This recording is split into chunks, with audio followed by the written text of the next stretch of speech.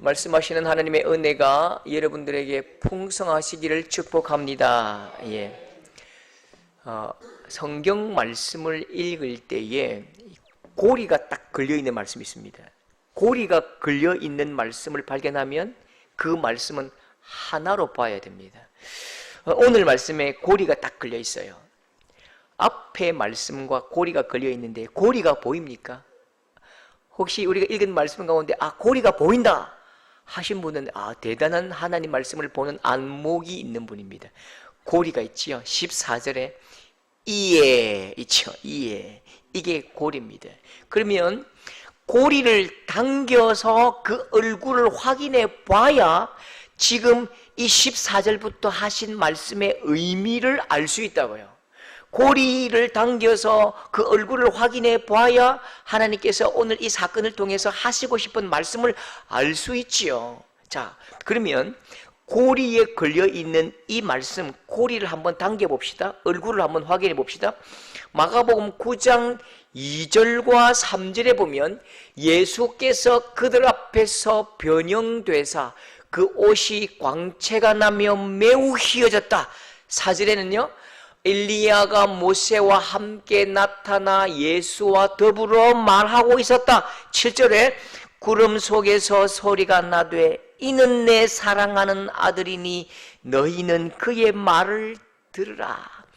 어떤 내용인지 많이 들어보셨지요?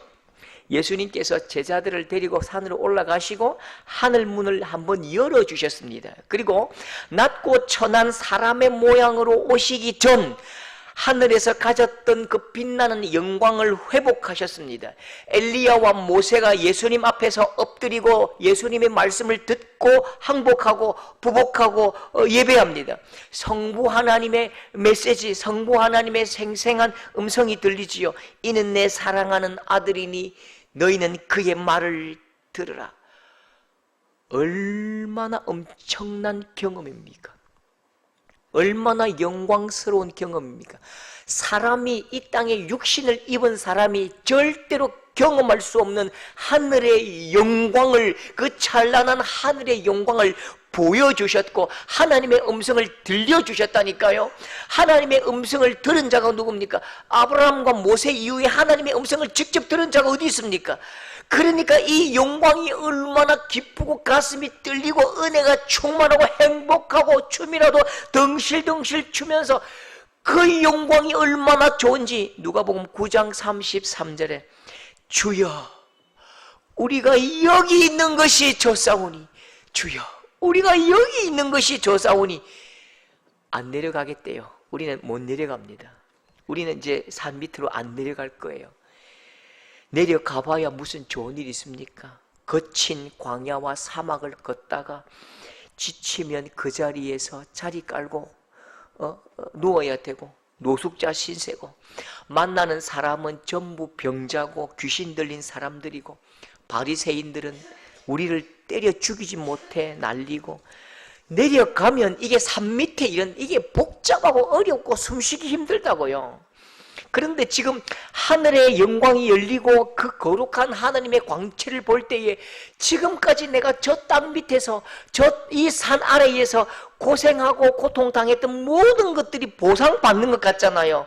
땅에서 일어나는 그 모든 일들이 하나도 의미가 없다고요. 하찮게 여겨진다고요. 하늘의 영광을 맛보니까 땅에 있는 여러 가지 인간 군상들의 일은 아무것도 아닌 거예요.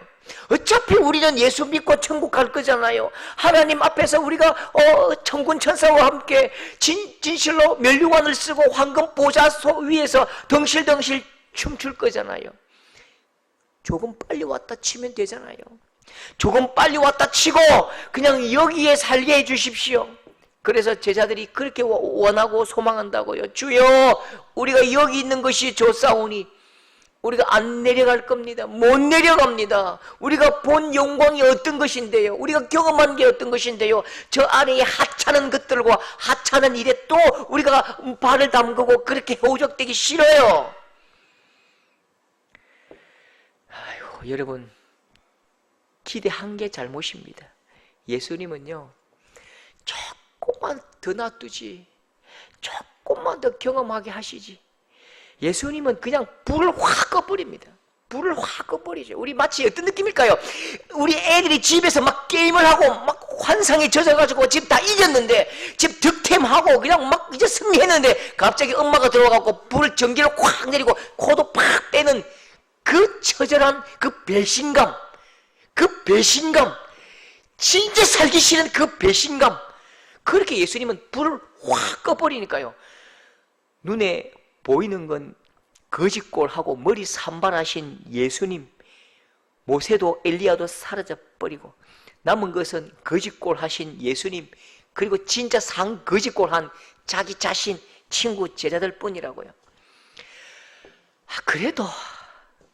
그래도 제자들이 가자 하시니까 따라오는데요, 좀 마음에 기대하지 않았을까요?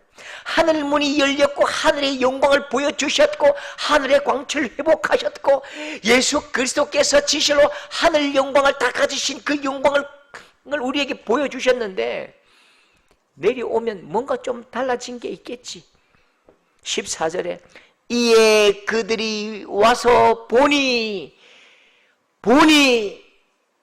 그럴 줄 알았습니다. 여러분, 예수님께 기대한 게 잘못입니다. 14절, 큰 무리가 그들을 둘러싸고 서기관들이 그들과 더불어 변론하고 있더라. 서기관들이 그들과 더불어 변론하고 있더라. 지금 많은 서기관들과 백성들이 모여서 막 궁금해서 제자들에게 야, 좋겠다, 야, 최고래, 이게 아니라고요. 똑바로 해라, 그것도 뭐야, 니 뭔데 이 사기꾼들아, 그렇게 지금 막 닦아 세우는 거죠. 그리고 17절, 귀신 들린 내 아들을 데려왔나이다.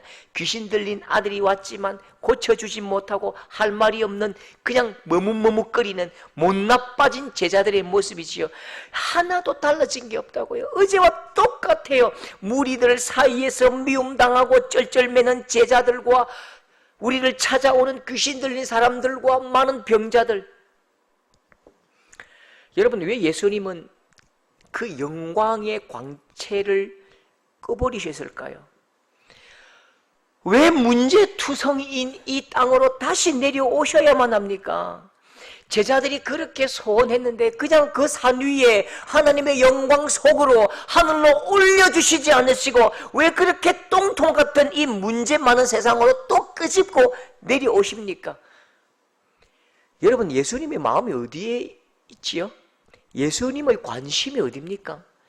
보십시오. 요한복음 3장 16절 한번 똑똑히 읽어보십시오. 다 같이 시작. 하나님이 세상을 이처럼 사랑하사 독생자를 주셨으니, 하나님이 이처럼 사랑하신 것이 무엇이지요? 세상이지요.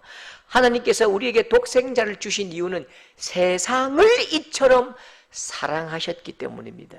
하나님께서 사랑하신 것은 세상입니다. 요한복음 3장 17절, 하나님이 그 아들을 세상에 보내신 것은 세상이 구원받게 하려 하심이니라. 하나님께서 아들을 우리에게 보내신 이유는 세상이 구원받고 세상이 회복되고 세상이 하나님 나라가 되는 것, 그게 하나님의 마음이고 하나님의 꿈이라고요. 하나님의 관심은 세상입니다. 하나님의 눈은 세상을 주목하신다고요. 여러분, 여기서 세상이라고 말할 때에 우리는 세상이라면 항상 땅을 말하거든요. 우리 한국식, 한국은 워낙 땅이 좁기 때문에 세상 이렇게 하면 땅을 말하는데 그게 아닙니다. 여기서 세상 이렇게 말하면요, 고통이 가득하고 아픔이 충만하고 죄악으로 가득한 사람들의 삶을 말합니다. 사람들의 모난 마음, 삶의 그 더러운 그 형편을 말한다고요. 예수님은 이 땅의 사람들에게 마음을 품으셨는데 우리 마음은 항상 콩밭에 가 있습니다. 예수님은 우리가 이 땅에서 벌어지는 일들 속에서 승리하기를 원하시는데 우리는 자꾸만 하늘로 올라가려고 한다고요. 예수님은 하늘의 영광을 버리시고 이 땅으로 오셨고 죄악의 오물 속으로 허우적대면서 그 발을 담그셨는데 우리는 자꾸만 하늘 영광만 보겠다고 그렇게 소망하는 것이지요. 그래서 우리가 찬양도 이런 찬양을 부릅니다. 죄 많은 이 세상은 내 집 아니네. 올라가 올라가. 예수님은 내려가자 내려가자. 그런데 우리는 올라갈래요 올라갈래요. 이걸 안 맞다 안 맞다. 엇박자 인생이지요. 예수님은 내려가자 하시는데 우리는 올라가자 올라가자 한다니까요. 그러니까 세계 최고 똑똑한 불신자 니체라는 사람이 자꾸만 하늘로 올라가자 올라가자 말하는 이 예수 믿는 사람들을 향해서 그렇게 비판한다고요. 기독교인들은 하늘만 바라보면서 대지를 더럽히는 자들이다. 좀 자기의 삶을 긍정하면서 이 땅에서 좀 열심히 살아봐라고 불신자가 우리 예수 믿는 사람들에게 막 항의를 합니다. 여러분, 우리에게 주신 삶은 하나님이 우리에게 주셨습니다. 하나님께서 우리에게 우리의 삶을 주셨다고요. 잘 가꾸라고요. 삶도 가꾸어야지요.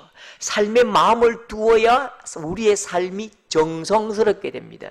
정성스럽게 되면 싹이 나고, 싹이 나면 꽃이 피고 열매가 맺고, 열매가 맺으면 우리의 삶의 능력이 나타난다고요. 그런데 우리의 삶에 이 땅에 마음을 두지 않으니까요, 우리의 이 땅의 삶이 정성스럽지 못하고, 정성스럽지 못하니까 실력이 없고, 실력이 없으니까 얼마나 이 땅에서 우리가 우습게 되는지 보십시오. 제자들의 이 모습이 우리의 모습입니다. 14절에 그들과 더불어 변론하고 있더라. 변론, 또 다른 말로요, 핑계대고 있더라. 핑계대고 있더라. 18절, 내가 선생님의 제자들에게 내쫓아 달라 하였으나 그들이 능히 하지 못하더이다. 능력이 없더이다. 예수 믿는 사람이 이 땅의 문제에 대해서 하나도 능력이 없더이다. 그렇게 말하는 거지요. 보십시오. 이 땅에서 널려있는 괴로운 일에 능력이 없으니까요, 말만 많아집니다. 그러니까 예수쟁이 말 많다 소리 듣는 거예요. 능력이 없으니까 핑계가 많다고요. 그래서 괴로운 사람들이 뭐라고 말한다고요?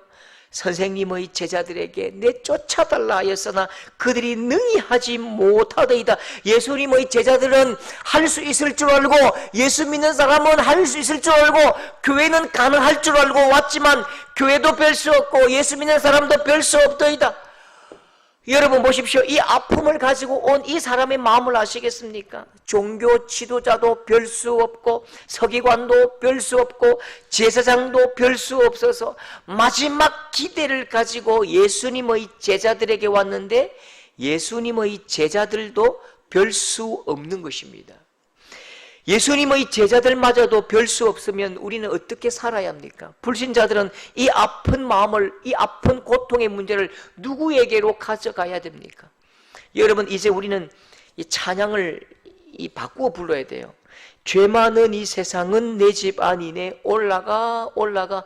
요거 말고요, 주와 함께 있으려 하나. 죄악 많고 문제 많은 세상에 할 일 많아서 날 가라 명하신다. 날 가라 명하신다. 우리는 주님과 함께 있고 싶으나 주님께서 이 죄악 많은 세상에 할 일 많아서 우리를 가라 하셨다고요. 땅으로 내려가라 하셨다고요. 그래서 우리의 싸움터는 이 세상입니다. 우리의 싸움터는 이 땅입니다. 영적 전쟁터는 하늘이 아니고요, 영적 전쟁터는 하늘이 아니고 우리가 발로 밟고 있는 이 삶이 우리의 영적 전쟁터라고요. 여러분, 우리는 별 수 없는 교회가 아니라 별 수 있는 교회가 될 수 있기를 소망합니다. 제가 아주 어릴 때에 동화에서 읽은 글이 있는데요, 제가 이 제목을 찾으려 아무리 애를 써도 제목을 찾을 수 없어서 제가 기억으로 그 대사를 하나 가져왔습니다. 동화에서 본 글인데요, 별을 보는 친구들이 있었습니다. 한참 별을 보다가 별이 너무 아름다운 거예요. 별 속에 은하수가 있고 안드로메다 뭐 온갖 별들이 있지요. 그리고 새벽이 가까웠습니다. 별이 사라져 버렸습니다. 별을 본 많은 친구들이 그렇게 하소연합니다. 별이 사라지고 있어. 별이 사라지고 있어. 그렇게 슬퍼하며 마음에 낙심합니다. 그리고 그 자리에서 다시 별이 뜨기를 기다렸다. 그렇게 소설이, 동화가 진행됩니다. 그런데 한 소녀는 아침에 이렇게 말합니다. 난 이제 더 이상 별을 기다리지 않을 거야. 이미 그 별은 내 마음에 있어. 나는 더 이상 별을 기다리지 않아. 이제는 내가 별이 될래. 그리고 막대기를 들고 양떼를 향해 달려가더라. 그런 내용입니다. 여러분, 하나님께서 우리에게 별이 되라고 별을 보여주셨습니다. 빛이 되라고 우리에게 빛을 보여주셨습니다. 능력이 되라고 예수 그리스도의 능력을 우리에게 보여주셨습니다. 영광이 되라고, 이 땅 가운데서 영광이 되라고 우리에게 영광을 보여주셨습니다. 여러분, 플러그는 반드시 하늘에 꼽아야 됩니다. 우리의 인생의 삶의 플러그는 하늘에 꼽지만 빛은 어디에 뿜어내야 되지요? 빛은 이 땅으로 뿜어내는 성도들이 될 수 있기를 축복합니다. 진심으로 이 땅의 일을 복음으로 이겨낼 수 있는 우리 귀한 영권이 충만한 성도들 될 수 있기를 축복합니다. 어릴 때 그 이맘때쯤 되는 것 같아요. 이 자치기를 했습니다. 자치기를 많이 했어요. 지금은 뭐 어디에도 자치기를 할 데가 없어요. 뭐 공터가 없으니까요. 그때는 논에 그냥 별을 베고 나면 전부 공터니까요. 축구도 하고 야구도 하고 막 달리기 하고 막 놀았어요. 그때 이제 자치기를 하는데, 제가 표준말은 뭔지 모르겠습니다. 어쨌든 자치기 하면 자가 있잖아요. 우리는 이렇게 탁 치는 걸 우리 경상도 말은 토까이라고 했는데 경상북도는 제가 뭐라고 말하는지 몰라요. 표준말도 모르겠습니다. 꼭 이기고 싶어서 제가 토까이를 막 죽도록 힘을 다해서 이빨을 악물고 때렸습니다. 정말로 막 엄청나게 멀리 갔는데 하필 너무 멀리 가버렸어요. 욕 잘하는 그 대밭집 할매 현관 유리창, 큰 유리창을 뚫어버렸어요. 와장창 깨져버렸다고요. 야, 그때 진짜 이 사람 믿으면 안 되겠습니다. 그렇게 같이 놀았잖아요. 같이 놀고 그러면 내가 깨더라도 그 도망가면 되잖아요. 모른 척하고 막 산으로 들로 도망가 버리면 그 욕제 할매 알아서 하겠지요. 그런데 이 나쁜 것들이 욕제 할매 집에 뛰어가가지고 상조가 그랬어! 일러주더라고요. 그러니까 막 할매도 뛰어나오고 소리가 얼마나 큰지, 막 옆에 있던, 옆집에 있던, 우리 집인데 우리 아버지도 막 뛰어나오는 거지. 근데 아버지가 뛰어나오면 제가 그때는요, 아버지, 내가 유치원 깼습니다. 아버지 물려 좀 주이소 하고 똑같이 하면 주도권을 내가 잡는다고요. 근데 내가 고개를 푹 숙이고 질질 울고 있고, 내가 울고 있으니까 얘는 자기가 어떻게 좀 면피하려고 막 더 세게 말하는 거죠. 우리 아버지한테도, 아저씨 상조가 깼어요. 상조가 깼어요. 나는 조심하라고 했는데 야가 깼어요. 할매한테도 또 이 상조가 깼어요. 이 상황에 주도권이 넘어가 버렸다고. 나는 우리 아버지가 오셨으면 아버지에게, 아버지 내가 깼습니다. 물려주이소 하면 니 닥쳐라 한번 지기 불라 요라면 상황이 나에게 오잖아요. 주도권이 내게 오는데 내가 고개를 숙이고 울고 있으니까 아버지도 마치 큰일이 있는 줄 알고 다 같이 이 주도권이 나를 참소하는, 이 나를 참소하고 일러 바치는 얘가 다 주도하는 거예요. 막 주도하는 거예요. 여러분, 오늘 말씀을 보십시오. 14절에 큰 무리가 그들을 둘러싸고 변론하고 있더라. 큰 무리가 둘러싸고 막 항의하고 몰아치고 있다고요. 산에서 예수님이 내려오셨습니다. 수백 명이 제자들을 빙 둘러싸고 있죠. 굉장히 위협적입니다. 서기관들이 몰아세우고 있는데 제자들이 쩔쩔매고 막 땀을 흘립니다. 바로 그때 예수님이 오셨다고요. 예수님이 물으셨습니다. 예수께서 물으시되 너희가 무엇을 그들과 변론하느냐. 예수께서 물으시되, 누구에게 물었지요? 너희에게 물었다고요. 너희는 누굽니까? 예수님의 제자지요. 무엇을 그들과 변론하느냐. 그들은 누구지요? 제자들을 둘러싼 수백 명의 사람들이라고요. 자, 그러면 지금 예수님은 누구에게 묻고 있느냐? 너희가 무엇을 변론하느냐? 너희는 제자고 서기관, 그들은 서기관과 무리들입니다. 그러면 참 이상합니다. 분명히 제자들에게 물었잖아요. 그러면 답을 누가 해야 되지요? 제자들이 해야죠. 제자들이 예수님 와보세요, 와보세요. 이 친구들이 우리를 구박해요. 이 친구들이 우리를 조롱했어요. 너희들 다 죽었어. 우리 예수님이 이 귀신 쫓아낼 것이고 너희들에게 하나님 말씀을 능력 있게 증거할 거야. 판 바뀌었어 이 자식들아 하고 당당하게 고개를 들어야 됩니다. 그런데 17절에 보시면 무리 중에 하나가 대답하되, 제자들에게 물었는데 무리 중에 한 사람이 대답한다고요. 한 사람이 급하게 눈을 돌리고 대답을 하는데 이 사람이 누구라고요? 17절 내 아들을 선생님께 데려왔나이다. 예수님 오셨으면 제자들이 기뻐서 상황을 주도하고 주도권을 쥐고 소리치고 문제를 예수님께 올려드려야 되는데요, 거꾸로 제자들은 창피해서 고개를 숙이고 문제를 가져온 이 아버지가 주도권을 쥡니다. 그리고 수백 명 앞에서 간증을 합니다. 누구 간증요? 누구 간증요? 귀신 간증입니다. 계속 말합니다. 보십시오. 18절 귀신이 어디서든지 그를 잡고 귀신이 그를 죽이려고 불꽃물에 던졌나이다.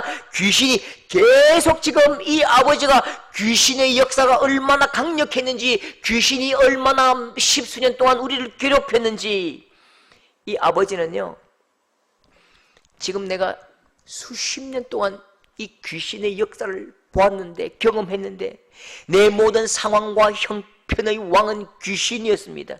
귀신은 정말 셉디다. 귀신이 최강이었어요. 바로 그때 귀신도 아주 센스가 있어요. 이 귀신이 영적인 존재이기 때문에 센스가 있습니다. 타이밍을 딱 맞춰요. 아버지가 귀신의 간증을 막 해대니까요, 귀신이 정확한 타이밍에 20절 귀신이 곧 그 아이로 심히 경련을 일으키게 하는지라.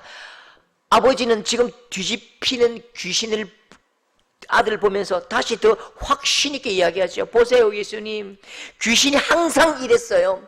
귀신이 대단하지 않아요?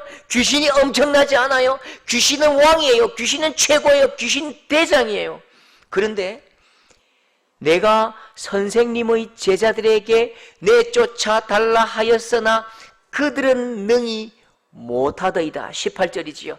내가 선생님의 제자들에게 이 귀신을 내쫓아 달라 했는데 이들은 못하던데요. 20년 30년 귀신이 왕이었고 귀신이 최고였고 귀신이 엄청났는데 내가 당신의 제자들은 귀신보다 못합디다, 무능합디다. 그런데 예수님은 별 수 있을까요? 예수님이라고 별 수 있겠습니까? 이 말을 아주 고상하게 표현합니다. 그게 22절 하반절입니다. 무엇을 할 수 있거든 우리를 불쌍히 여기사 도와주옵소서. 무엇을 할 수 있거든 한번 해보십시오. 이 아이가 태어나면서부터 지금까지 귀신 불패였습니다.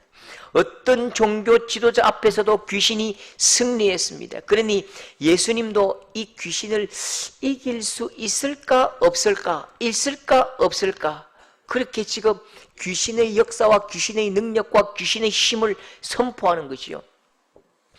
여러분 혹시 지난 카타르 월드컵에서 많은 사람이 있었고 많은 국가가 있었습니다. 그 많은 나라와 그 많은 선수들 중에 우리는 딱 한 선수만 기억합니다. 누구지요? 메시, 아르헨티나. 왜요? 온 신문과 TV에 그 사람만 나온다고요. 그 사람만 나오고 그 나라만 나옵니다. 2등 누굽니까? 아무리 생각해도 기억이 안 나요. 3등은 누굽니까? 아무리 고민해도 알 수 없어요. 왜요? 승리한 사람이 판을 주도하기 때문입니다. 세계 모든 언론과 모든 신문에 메시, 아르헨티나 이것밖에 없다고요. 이기는 자가 판을 주도한다고요. 오늘 이 현장에도 온통 귀신의 역사와 이름이 도배되고 있다고요. 사탄이 주도권을 쥐고 틀어지고 귀신이 사탄이 이겼다고 선포한다고요. 여러분, 우리가 이 영적인 지형도를 조금 잘 판단할 수 있으면 좋겠습니다. 마치 이 모습이 우리나라 대한민국, 정확한 대한민국의 모습입니다. 영적 지형도를 잘 보십시오. 참 가슴 아픈 현실 속에 우리가 있어요. 여러분, 넷플릭스 1위 오징어 게임 여러분 혹시 보셨습니까? 굉장히 인기가 많죠. 세계 모든 나라에 수출되었습니다. 그 중에 하나의 대사가 혹시 기억하십니까? 각자의 사연을 이야기할 때 이렇게 말합니다. 우리 아빠는 목사인데 엄마를 때려 죽였어. 그날의 아버지는 하나님 앞에 회개 기도하시더라. 그 대사가 정확하게 그 영화에 있어요. 밀양이라는 영화 아시죠? 밀양. 하나님이 나를 용서하셨습니다. 살인자가 그 애기 엄마한테 무릎 꿇고 사과하지 아니하고 사죄하지 않고요. 하나님이 나를 용서하셨습니다. 나는 그래서 당신에게 사과할 필요가 없대요. 수리남 아시죠? 수리남. 악령이 들었어. 김집사 악령이 들었어. 더 글로리라는 그 영화 아시죠? 최근에 엄청난 인기가 있었잖아요. 마약 중독자 그리고 큰 대형교회 목사님 딸입니다. 그 친구가 뭐라고 말합니까? 그 교회 찬양하는 찬양대 앞에서 그렇게 말합니다. 하나님이 난 회개했어. 난 마약 회개했어. 너도 하나님께 용서를 빌어봐. 그렇게 하나님의 이름을 빈정거립니다. 차우라는 영화가 있는데요. 아주 악질적인 그 사람을 찾아갑니다. 그 사람 어디 갔어? 근데 그 직원이 그렇게 말합니다. 교회 11조하러 갔는데요. 황해라는 영화 아십니까? 황해. 아주 인기 많은 영화죠. 살인교사자, 아주 악질적인 살인교사자가 탁 앉아가지고 하나님 앞에 찬양하고 예배합니다.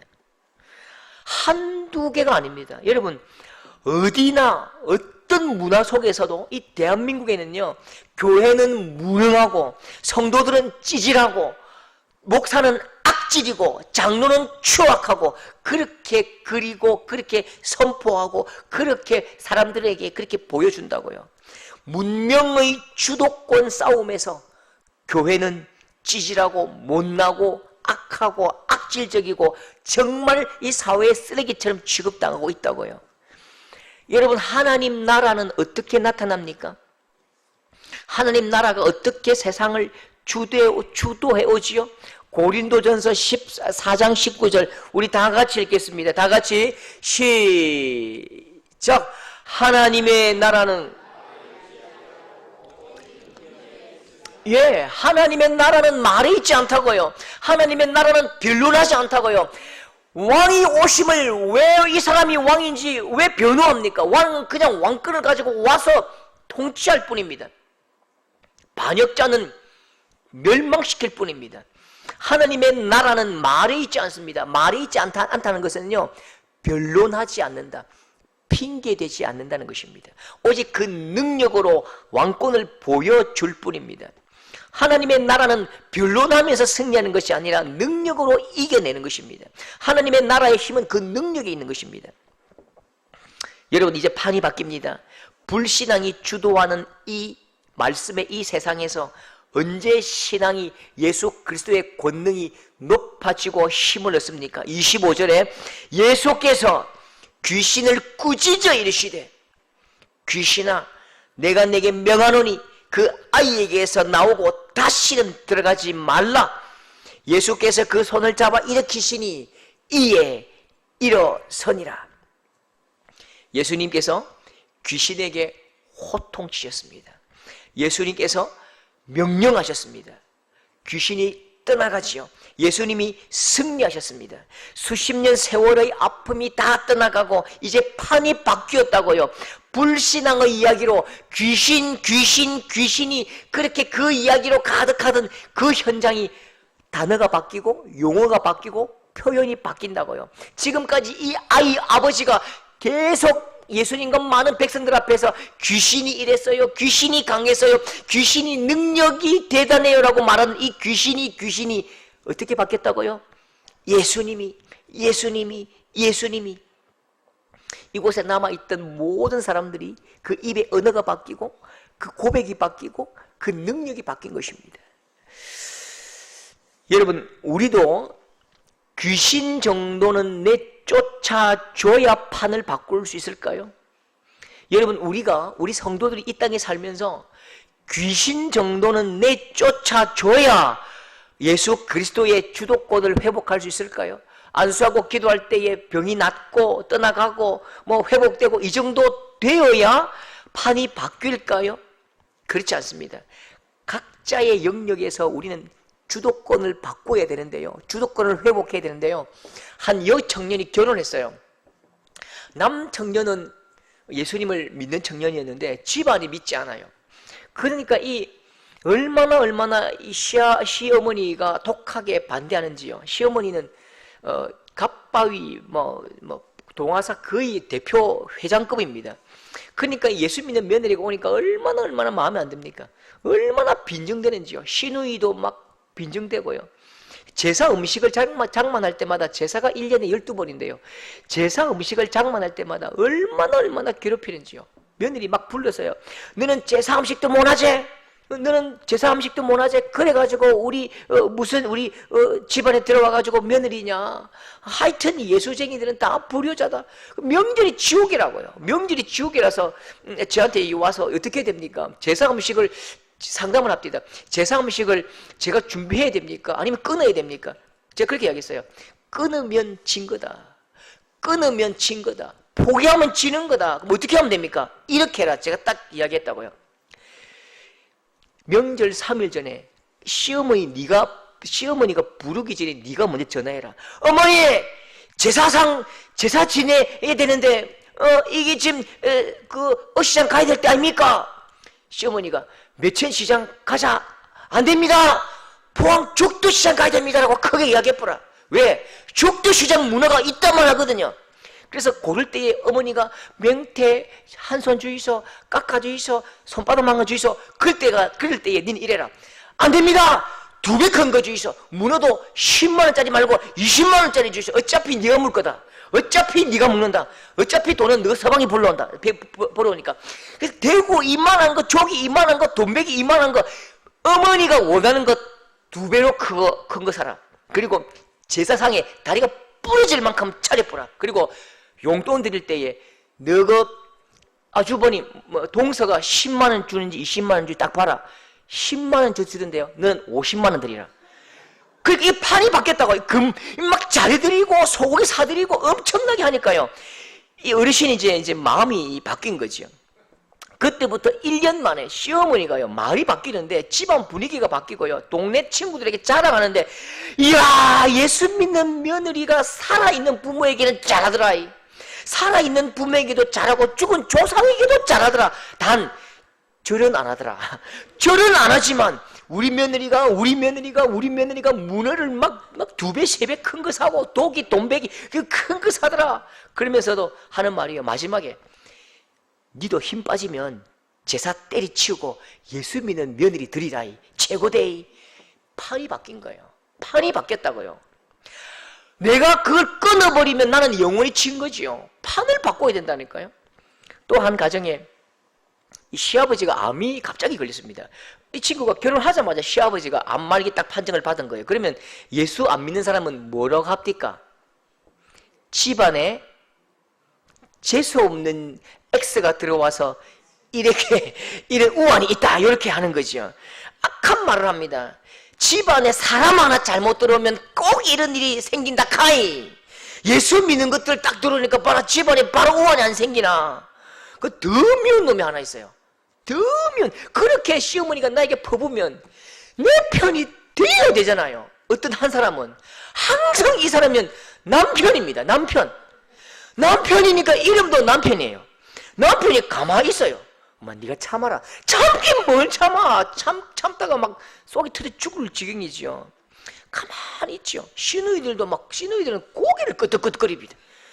얼마나 속상한지요. 그러니까 또 이렇게 상담을 온다고요. 여러분, 암말기 병실에 가면 가족들이 다 있지만 그 분위기가 어떨까요? 죽음의 분위기가 가득합니다. 전부 원망과 죽음과 슬픔과 비통함입니다.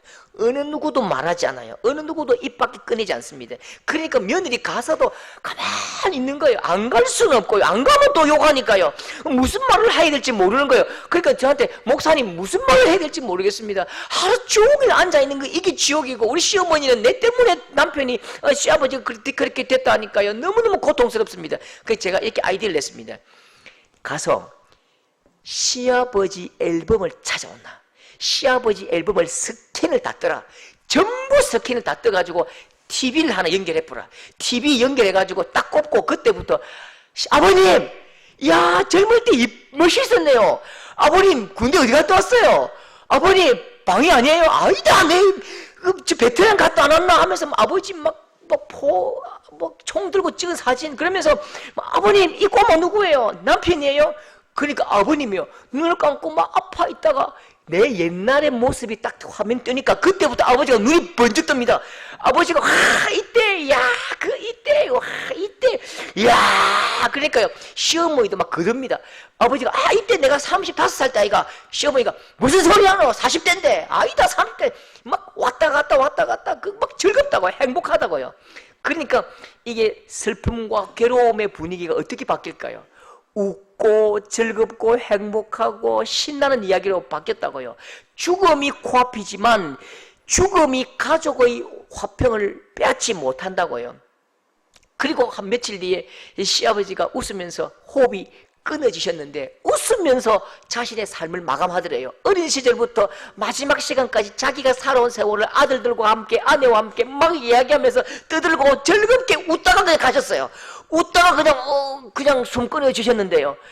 그렇게 편할 수가 없는 거예요. 그렇게 행복할 수가 없는 거예요. 그러면서 그때부터 이 빈정거리던 이 시어머니가요, 내 인생에 가장 잘한 일은 지혜로운 예수 믿는 며느리 맞은 거다. 지혜로운 예수 믿는 며느리가 내 며느리 된 게 내 인생에 가장 잘한 일이다. 그러면서 동네방네 고모 이모 막 다니면서 우리 며느리 최고다, 우리 며느리 최고다, 우리 며느리 최고다. 여러분, 주도권을 바꾸는 것이 예수 신앙의 힘입니다.